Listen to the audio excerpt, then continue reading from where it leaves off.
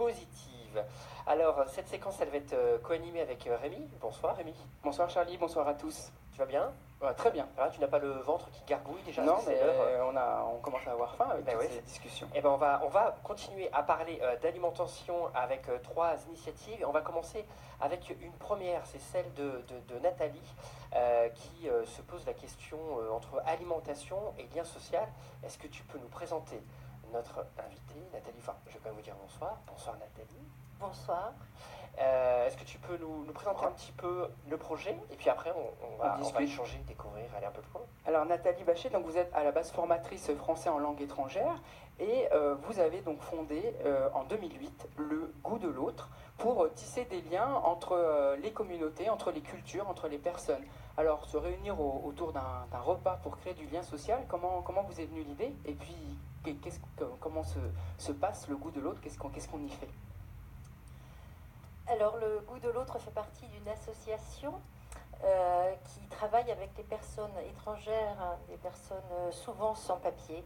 Donc, en fait, le Goût de l'autre est né, c'est un glissement des cours de langue que nous donnons dans l'association Le Réseau Chrétien Immigré, où j'animais des cours de phonétique et puis d'expression orale avec des personnes qui venaient de tous les pays.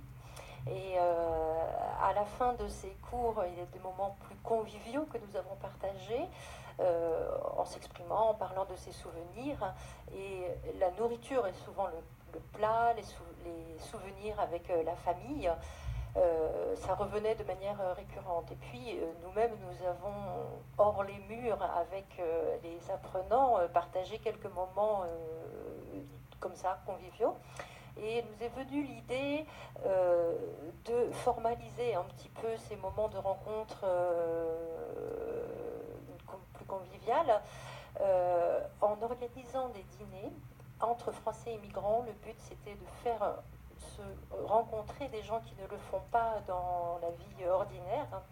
Et puis, mais d'une manière, comment dire, un peu politique. On va dire que ça doit être une démarche civique et une démarche sociale, c'est-à-dire des Français pour rencontrer des migrants qui partagent leur ville, qui vivent dans la même ville, hein, et des migrants aussi pour rencontrer des Français qui ne soient pas des professionnels. En général, ces personnes parlent avec des Français à la préfecture, à la mairie, à la RATP, c'est tout. Comment on fait du coup pour partager le repas à la fois côté migrant et côté, j'allais dire, personne lambda en fait? Comment ça se passe pour rejoindre vos repas? Alors, les personnes migrantes viennent parce que souvent elles font partie des cours, hein, du Réseau Chrétien Immigré, ou bien elles sont de la famille, des amis, ou parce que cette association a organisé des rencontres, et bon, de fil en aiguille, voilà, ils sont venus. Et pour les Français, quand ça a été relayé par la presse ou par les médias, on s'inscrit. C'est tous les derniers jeudis du mois, je crois. Tous les derniers jeudis du mois, dans la mairie du 4e arrondissement. Donc ça, c'est très important, parce que ce sont des personnes souvent sans papier, et c'est un lieu où elles peuvent être en confiance, même si c'est un lieu de la République. Et symboliquement, c'est une reconnaissance. Et comment se passe une soirée? Il y a chacun vient avec des aliments, c'est certaines personnes qui organisent le repas. C'est quoi, hein, en fait, une soirée Alors, en fait, quand je l'ai créé, c'était moi, mais maintenant, ça a été repris par des personnes. Donc, je suis française et je faisais la cuisine l'après-midi avec une personne migrante, chaque fois différente, homme ou femme. Et on faisait la cuisine en décidant un repas selon un protocole français. En gros, c'est-à-dire une entrée ou des amuse-bouches, un plat principal et un dessert, assis autour d'une table. Donc à peu près une dizaine de Français, une dizaine de migrants étaient assis, enfin sont assis toujours, ça continue, autour de la table. Donc nous préparons à deux, maintenant ils sont un petit peu plus, hein, le repas. Donc nous sommes Français et migrants qui accueillons Français et migrants. Ce n'est pas du tout un acte de charité ou de dire voilà, on prépare pour vous qui est différent. Non, parce que nous deux, nous sommes déjà différents et nous accueillons des personnes différentes. Et le plat, est déjà décidé en fait entre nous. Donc c'est intéressant de faire l'articulation avec mon prédécesseur Claude Fischer, c'est-à-dire que on mange ce qui est préparé. Là, on est ensemble et on n'a pas de desiderata particulier. Mais on n'a jamais eu de problème de personnes qui nous disaient je ne veux pas manger ça. Voilà. Ça fait 7 ans. Ça fait 7 ans que ça existe. En fait, c'est inné. Ouais. Quelles ont été les rencontres, ou est-ce que vous avez des anecdotes particulières à partager qui vous ont marqué? Alors là, beaucoup de rencontres parce que c'est tous les mois avec plus de 20 personnes, mais oui, peut-être quelque chose qui m'a... Il y a 1000 choses, mais une chose qui m'a marquée, d'ailleurs, c'était dans les débuts. Bon, peut-être parce que dans les débuts, on est beaucoup plus ému et aussi beaucoup plus sensible. Je me souviens d'un couple de personnes chinoises qui venaient et qui ne parlaient pas. Ils avaient 12 ans de présence en France, ils parlaient très peu. Mais ils suivaient les cours, mais ils ont décidé de venir. Et ils étaient un petit peu figés sur leur assiette parce qu'ils avaient la peur qu'on leur parle en français. Et puis, au fur et à mesure, ils se sont détendus, ils se sont ouverts en regardant. En fait, tout ce qui se passe ne se passe pas forcément par la parole, hein, mais par le regard, le sourire. Et puis, ils se sont sentis assez bien. Et la dame chinoise m'a dit, mais elle m'a fait comprendre, hein, la prochaine fois, c'est moi qui ferai la cuisine. Et en fait, ça, c'était très émouvant parce que pour elle, ça représentait énormément d'efforts, hein, parce qu'on devait communiquer forcément. Alors, vous dites que justement, vous essayez aussi de lutter contre les préjugés qu'on a sur les migrants qui viennent toujours des pays du Sud, ou voilà.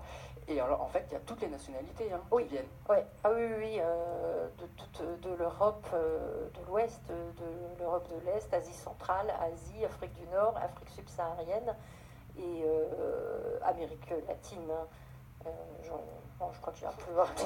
Il y a l'Antarctique aussi. Oui. Non, la Norvège aussi, j'ai oublié, le Nord, la Scandinavie. Ouais. Mais en Asie, il y a beaucoup de pays aussi. Ouais. Et j'imagine qu'après les repas, il y a des liens forts qui peuvent s'établir à la fois entre Français, entre migrants, peut-être même pour aider dans les démarches compliquées, administratives, des choses comme ça qui aident aussi à l'intégration. Des rencontres, oui, amicales. Pour les démarches administratives, dans notre association, il y a une permanence juridique, il faut être formé, voilà. Mais la bonne volonté ne suffit pas. C'est très compliqué, c'est un parcours du combattant pour monter un dossier de demande de régularisation. Et quel est un souvenir de plat parce que vous voyagez beaucoup à travers le repas. Oui. Est-ce qu'il y a un souvenir, quelque chose auquel vous y attendez pas du tout? Oui, en effet, parce que je suis toujours encore pleine de préjugés, mais c'est un garçon du Bangladesh qui a fait la cuisine et je ne connaissais rien du Bangladesh. Moi, j'avais une image faite par ce qu'on entend dans les médias, bon, qui n'est pas faux certainement, mais on entend souvent une image de pauvreté, de misère.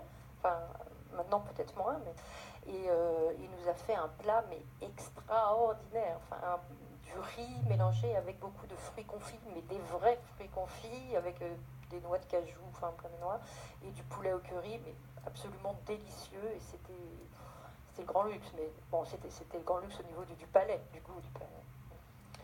Et est-ce que les participants en fait, d'un dîner reviennent le mois d'après ou l'année d'après? Parce que là, du coup, ce qui est intéressant dans votre démarche, et c'est pas quelque chose qui a été réfléchi, enfin identifié il y a quelques mois, c'est que là vous avez un retour d'expérience en fait assez long. Donc, qu'est-ce qui se passe après le repas?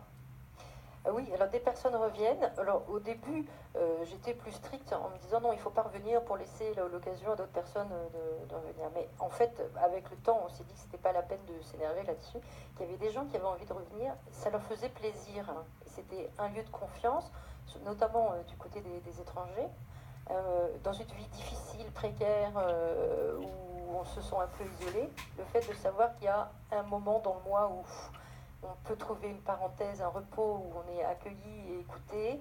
Hein, ça fait partie de ça. Et le repas, et on ça partage aussi la culture, voilà. réciproque. Et bien de savoir que ça peut représenter ça pour des personnes, évidemment, on accepte qu'ils reviennent régulièrement. Enfin, au contraire, ça fait plaisir. Ouais. Vous avez justement un petit peu combien de personnes en tout depuis 2008 vous avez des chiffres ou j'imagine que ça représente beaucoup de... Oui, alors là, non, en fait, je suis désolée. En fait, il faut multiplier. Donc, il y a un repas qu'on ne fait pas, donc 11 repas par an depuis septembre. Voilà. Et multiplié par 20, 22 personnes Pas à mal. chaque fois. Voilà. Et Je vous laisse calculer.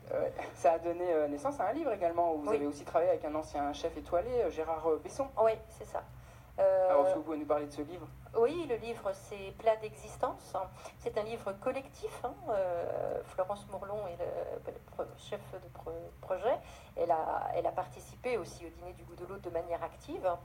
Et donc, en fait, ce sont des recettes, mais ces recettes sont d'un prétexte pour parler de la migration, de la vie, une vie d'exil. Qu'est-ce que c'est partir de son pays, arriver dans un autre pays qu'on n'avait pas forcément choisi au départ. Donc, ce sont des portraits de ces personnes et aussi des Français, certains Français qui sont venus dîner. Comment vous avez choisi les recettes, les portraits? Je pense que c'était parce que il s'est passé quelque chose avec les cuisiniers ou avec les personnes qui sont venues dîner. C'est vrai qu'on passe l'après-midi à faire la cuisine et parfois il y a quelque chose qui se passe, quoi. C'est comme ça. Vous disiez en fait quand on a commencé cette conversation en fait que c'était un acte politique. Et puis en préparant l'émission, on avait pas mal échangé ensemble. Et vous nous aviez aussi parlé même de l'origine de l'association qui porte cette démarche du goût de l'autre, qui a une histoire aussi avec l'occupation de l'église Saint-Bernard à Paris par des sans-papiers. Et vous m'aviez parlé de cette notion d'occupation et vous aviez essayé de transformer cette notion. Est-ce que vous pouvez partager avec les internautes ce récit? Oui, donc c'était à la fin des années 90. Moi, je n'étais pas encore dans l'association. Donc il y a eu à l'époque des collectifs, on parlait de collectifs de sans-papiers qui étaient désespérés devant le refus des préfectures pour leur donner des titres de séjour et qui pensaient que dans une église, la maison ouverte à tous, ils pourraient trouver refuge. Donc ils ont trouvé refuge dans certaines églises. Donc dans la presse, on a dit ces églises sont, enfin c'est pas seulement la presse, mais c'est ce qu'on disait en général, ces églises sont occupées. Et ça a été très médiatisé à Saint-Bernard-de-la-Chapelle. Donc quelques chrétiens se sont dit, mais ces personnes ont quelque chose à nous dire, allons les voir, allons discuter, qui sont-ils, qu'est-ce qu'ils veulent en fait, ils ont quelque chose à dire.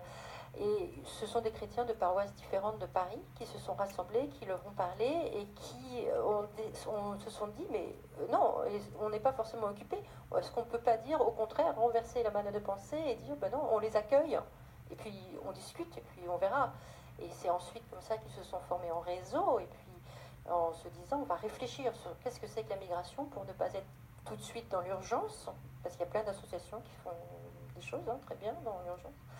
Et ensuite, ils se sont dit, oui, mais on ne peut pas seulement réfléchir, il faut rester il faut garder les pieds sur la terre et dire de quoi ont-ils besoin, et notamment en permanence juridique, pour avoir des papiers, pour avoir des droits à être sur le sol français, mais avec les mêmes droits que nous, enfin, au moins le droit d'être ici et de travailler. Et alors, pour conclure, est-ce que ce projet Le Goût de l'autre, est-ce que ça va continuer? J'espère, c'est un petit peu difficile. En ce moment, c'est repris par Céline, Yvette et Josette. Elles sont 3 à avoir repris les dîners, l'organisation des dîners. Mais c'est drôle parce que quand on regarde de loin, on se dit voilà, une table avec des gens qui mangent ensemble, c'est très simple, quoi. Une belle affaire, il n'y a rien de spécial. Sauf que pour réunir des gens si différents, il y a du travail, en fait. Donc, ouais, c'est pas facile.